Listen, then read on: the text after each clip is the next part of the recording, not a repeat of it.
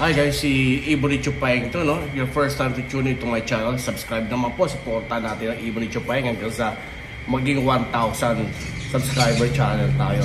So meron pa rin tayong natitirang isang pair lang na opaline na green, okay? At may mga sisiw na naman, apat o tatlo. Tingnan natin. And then lagyan na po natin ng leg band. Kasi pag kulay purple, automatically galing kay Ibony Chupayeng yan. Bago siya lumaki. Pag lumaki na kasi mahirap na lagyan. Tara, simulan natin. So, ito po yung yung tatlong ating So, kita mo naman. So, 3 weeks yata ito. Ay! So, kita kung gano'ng kalusog, di ba? So, ang gaganda nila. Ayan, So, lalagyan natin sila ng leg band kasi sasauli rin natin kasi may mga leg band na tayo dito. Okay, ulit, ang ingay nyo hindi nyo man dito. Okay, tara, lagyan natin.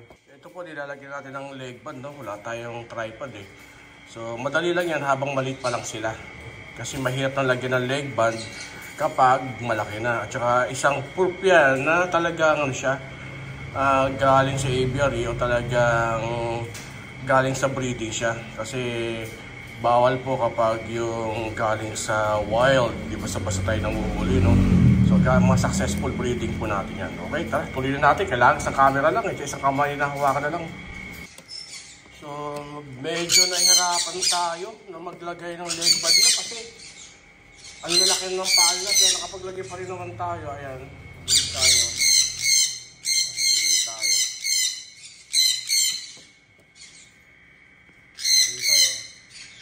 Paglagay naman tayo sa tatlo.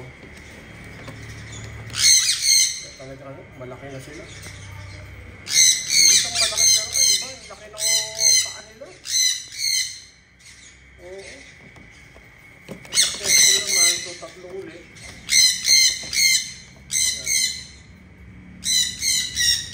So yun. So ngayon, bago natin ilagay, balik ko dito sa itatambak na natin sa may sa feeds para yung amoy ng gagawa natin kahit humawak tayo sa pages para ma-fresh sila, hindi sila away ng nanay nila.